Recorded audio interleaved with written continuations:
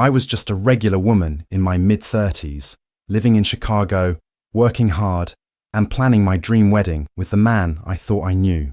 Eric and I had been together for 3 years. He was in his early 40s, charming, dependable, or so I believed. We got engaged last year, and with the wedding only 6 months away, I had been saving every extra dollar. I was excited, hopeful, and doing most of the planning and money management myself. One afternoon, I logged into our shared account to pay the florist deposit. That's when I noticed something was off. A huge amount, $25,000, was gone from my personal savings. At first, I thought maybe I made a mistake. Maybe I transferred it and forgot. But no, it was just gone. I asked Eric right away. He didn't even look surprised. He just said, "It's not what you think." My heart dropped, because of course it was exactly what I thought. He tried to convince me it was for an emergency. He was calm, even a little annoyed, like I was overreacting. I started to doubt myself. Was I being too emotional? But something didn't feel right. I started looking into the details. I traced the transaction and found the account it went to. Then I followed the trail, and what I found hit me like a punch to the stomach. Eric hadn't used the money for anything related to our life. He used it to help pay for another wedding. Not just any wedding, his wedding with someone else. Her name was Lauren, his ex, and apparently she was never really out of the picture like he said. They had a full wedding website, a guest list, a registry, all of it public. That was my money, my savings. And he used it to marry a woman he'd been lying about for who knows how long. In that moment, something inside me broke, but not in the way he probably expected. I didn't cry. I didn't scream. I just saved every screenshot, closed my laptop, and made a quiet promise to myself. He thought he was clever. He thought I'd never find out, but he was about to learn who he really messed with. After finding out that Eric had taken my money, I couldn't stop thinking about it. I needed answers. I searched online using the name on the account he transferred the money to. That led me to something I never expected, a wedding website. It was public, right there for anyone to see, and it was not our wedding. It was for him and a woman named Lauren, his ex.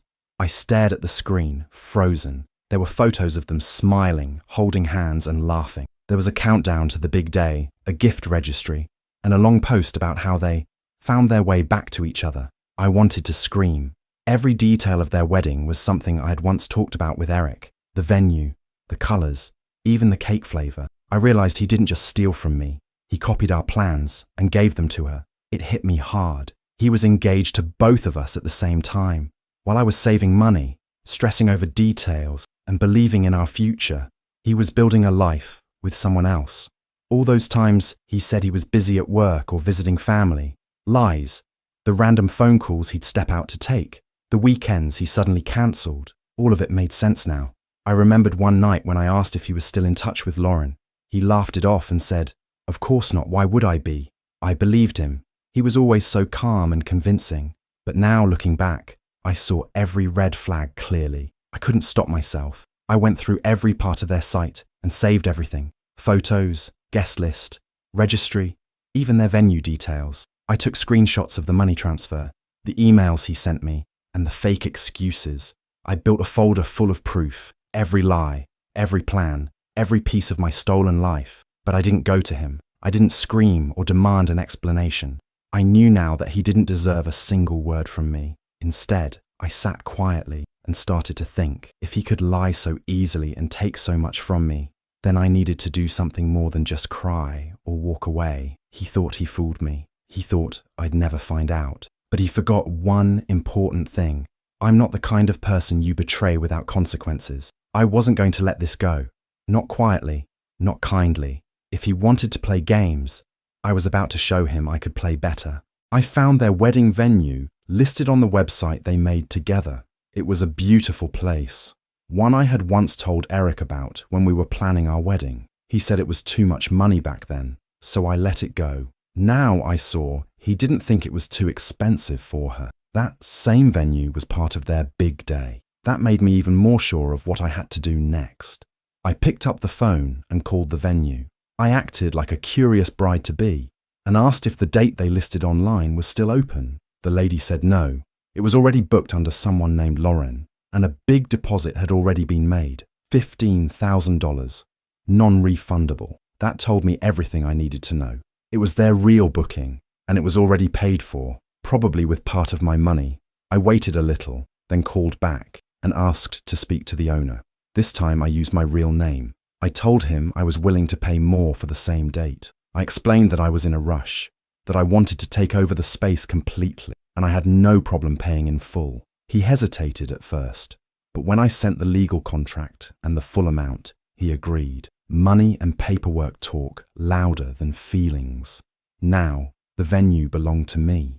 Eric and Lauren had no idea. They were still posting their wedding updates online, counting down the days, sharing cute little notes and pictures. Their guests were commenting things like, "Can't wait," and "It's going to be magical." I almost laughed. It would definitely be a day to remember, but not for the reasons they expected. I didn't feel guilty. They planned this whole wedding behind my back, using my hard-earned money. I was just giving them a lesson in honesty and showing them what happens when you lie to the wrong person. But I wasn't finished. Buying the venue was only the beginning. I had more in mind, much more. They wanted their big moment, their perfect day.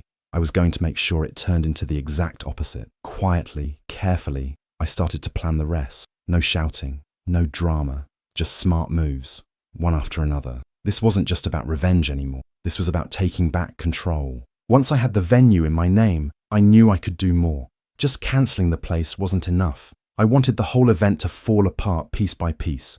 So I got creative. I decided to become someone else, a wedding planner. I made a fake email account and gave myself a name.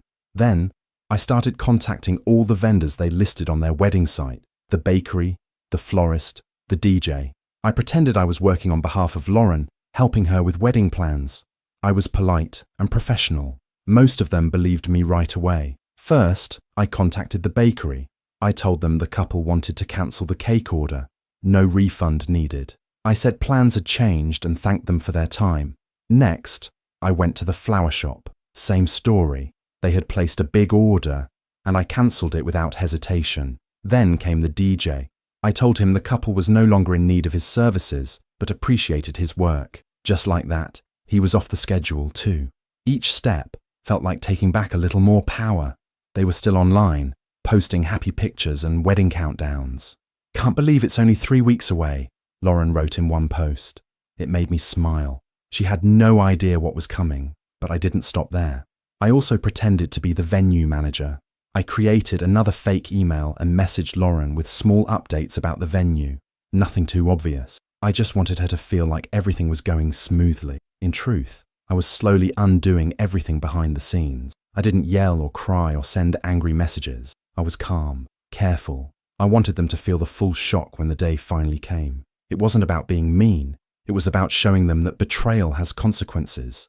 Eric thought I was just some quiet woman who would walk away, but I wasn't walking away. I was standing right in the middle of their plans, tearing them apart without them even knowing. And the best part? They still had no idea. After cancelling all their wedding plans in secret, I thought about how to take it one step further. I wanted everyone to know what kind of people Eric and Lauren really were. I wanted to ruin not just their wedding, but their image too. They wanted to play games behind my back, so I decided to play one of my own. I went back to their wedding website and looked at the RSVP section. It had the guest list, mailing address, and even names of family and friends who were invited. That gave me an idea. If they could send out wedding invites, so could I. Only mine would be a little different. I designed a new card that looked just like a real wedding announcement, but instead of a celebration, it was a cancellation. The message read, "Due to a personal betrayal, the wedding has been cancelled. Please respect our privacy during this difficult time." I printed dozens of them and mailed each one to the people on the list. I made sure to send it from a return address that couldn't be traced back to me. I knew this would spread fast, especially among their families. People would start calling, texting, asking questions, but I didn't stop there. I also went online to a Reddit-style forum where people share their personal stories. I created an anonymous account and posted the whole thing. The double engagement, the stolen money, and how he used it to marry his ex. I didn't include names, but I gave just enough detail that someone close to them would recognize, and someone did. The post went viral. Thousands of comments poured in, with people calling Eric a liar and Lauren a fool. Many said they hoped the wedding failed. Some even offered to help me get justice. Then something happened that I didn't expect. Eric's boss's wife was a follower of that forum. She recognized the story right away, especially the part about the stolen money and wedding plan. She showed the post to her husband, and from what I later heard, Eric got called in for a serious conversation. The fallout had begun. Slowly, everything they tried to hide was coming to light, and I didn't have to say a word to them directly. They were getting hit from all sides: family, friends, work, and the internet. They wanted to live a lie. I just made sure everyone else saw the truth.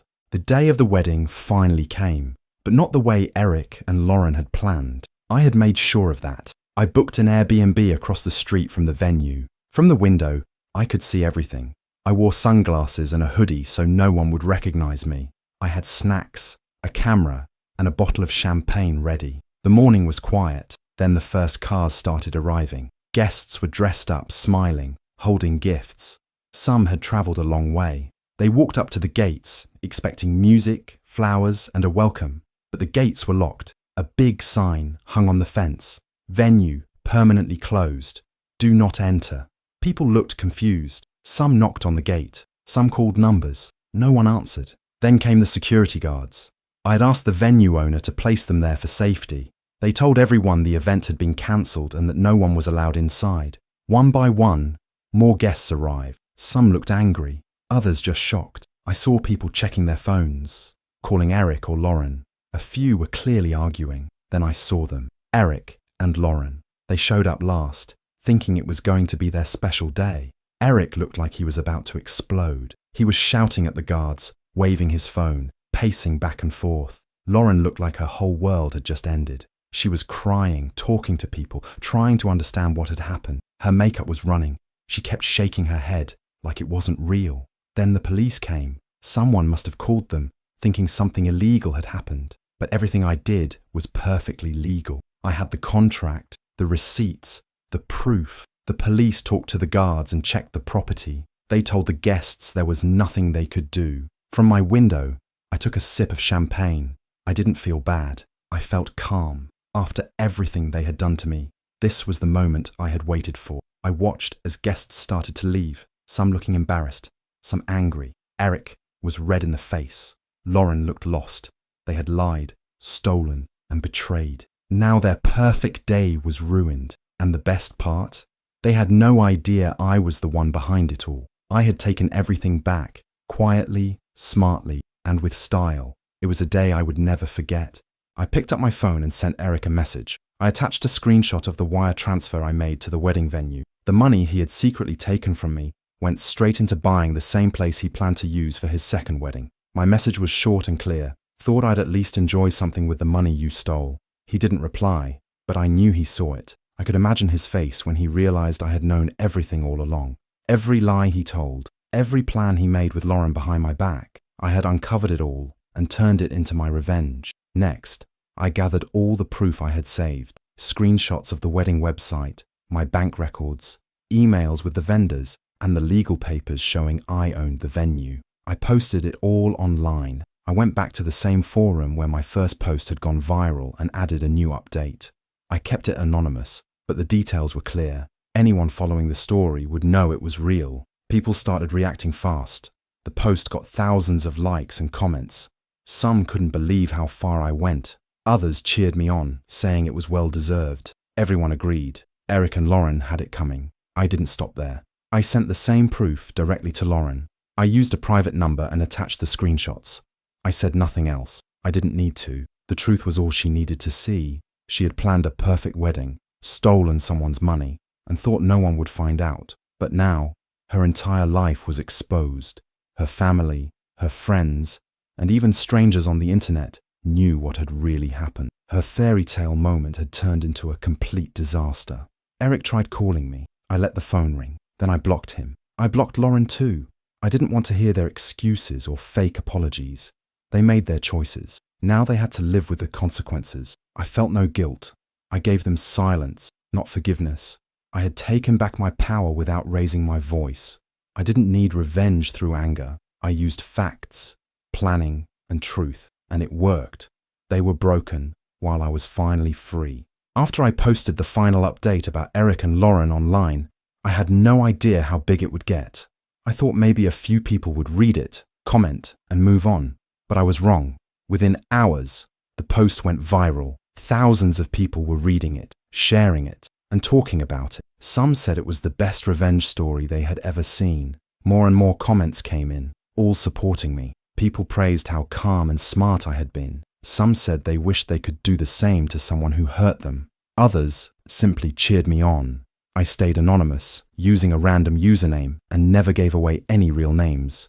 But that didn't stop the story from spreading. Soon, journalists started reaching out. They wanted to interview the person behind the post. A few sent messages through Reddit, asking for more details. I didn't answer any of them. I didn't want fame or attention. I just wanted the truth to be out in the open. That was enough for me. As the post kept growing, someone from Eric's company saw it. It didn't take long for them to figure out who the story was about. After all, he had bragged about his wedding to co-workers, and many people knew about the sudden cancellation. His name started coming up in the comments. People were connecting the dots. From what I later heard through mutual friends, Eric was called into a meeting. His boss had seen the post, and so had others in the company. They didn't want someone with that kind of scandal tied to their name. A few days later, Eric lost his job. He had no one to blame but himself. Lauren didn't stay quiet either. She posted a video online, trying to defend herself. She said she had no idea about the stolen money and that she was the real victim, but her video only made things worse. People didn't believe her. They remembered the details in my post, the screenshots, and the facts. Her video was shared everywhere, but not in the way she hoped. The comments were full of people calling her out. I watched it all from a distance. I never showed my face or revealed my name. I just let the internet do what it does best. Eric and Lauren were being roasted by strangers all over the world, and I didn't have to say another word. Everything I wanted to happen, happened. The truth had come out, and they couldn't run from it. 1 year after everything happened, I decided to go back to the same venue. This time, it wasn't for a wedding. It was for a special celebration I called my self-love anniversary. It was a way to mark the day I took back control of my life and turned pain into strength. I invited close friends and family who had supported me through everything. I also invited a few people from the internet who had followed my story and cheered me on. Some of them had even become friends after all the messages and comments. It felt good to bring everyone together in one place and celebrate new beginnings. I wanted this event to be different but meaningful. So, I reached out to the DJ that Eric and Lauren had planned to hire for their wedding. I told him the story and asked if he wanted to play at my party. He was happy to join and said he was ready to help me celebrate in style. On the day of the event, the venue looked beautiful. I decorated it with flowers and lights, but kept it simple and warm. People laughed, danced, and shared stories. The mood was joyful and full of hope. It felt like a fresh start, far away from all the lies and betrayal. When it was time for the cake, everyone's attention turned to it. The cake was big and delicious, and on top it said, "Thanks for the 25,000. It was a little joke, a way to remind everyone how something that seemed terrible could be turned into something good. I raised my glass to make a toast. I spoke about what had happened, but instead of anger, I shared how the pain taught me to be stronger. I told them about forgiveness, but also about standing up for yourself. I said that betrayal is painful, but it can also be a chance to grow and find your true power. Everyone cheered, and I felt a deep sense of peace. This party wasn't about revenge anymore. It was about moving forward and loving myself more than ever. I realized I didn't need Eric or Lauren to be happy. I had everything I needed inside me. The day ended with music, dancing, and hugs. I looked around at all the smiling faces and knew I had made the right choice. Going back to that venue was not just a way to celebrate. It was a way to show that life goes on, and sometimes the best revenge is simply living well. That night, I went home feeling proud, strong, and hopeful for the future. The past was behind me, and I was ready for whatever came next.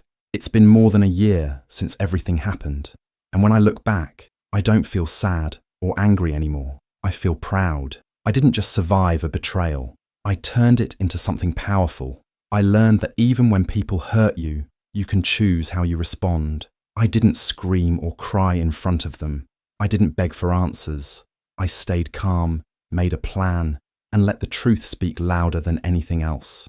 Many people ask me if I regret what I did. The answer is simple. Not at all. I would do it again without thinking twice. I didn't ruin their lives. They did that on their own. I just gave them a mirror and let them face it. I didn't lie or cheat. I stayed true to myself. I used what I had, my mind, my strength, and the truth, to take back what was mine. More than anything, I learned to love myself again. For a while, I had lost my confidence.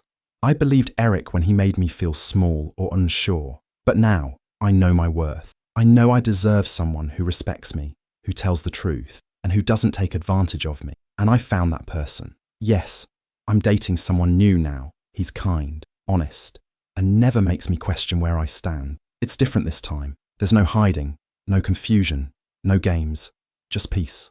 We take things slow, and I feel safe. I used to think love had to be dramatic or intense. Now, I understand that real love feels calm, steady, and simple. Sometimes I still think about what happened, not with pain, but with pride. I turned something awful into something strong. I helped other people too. Many readers told me my story gave them the courage to leave bad relationships or stand up for themselves.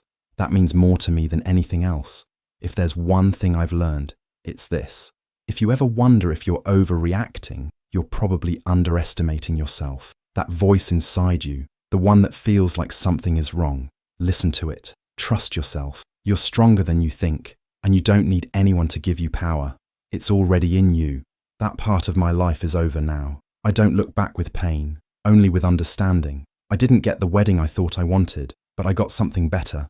I got myself back. And honestly, that's more than enough. Do you think she made the right choice by exposing Eric and Lauren?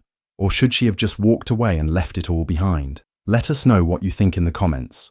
We're really curious to hear your thoughts. And if you enjoy stories like this, don't forget to subscribe and hit the notification bell so you never miss a new one.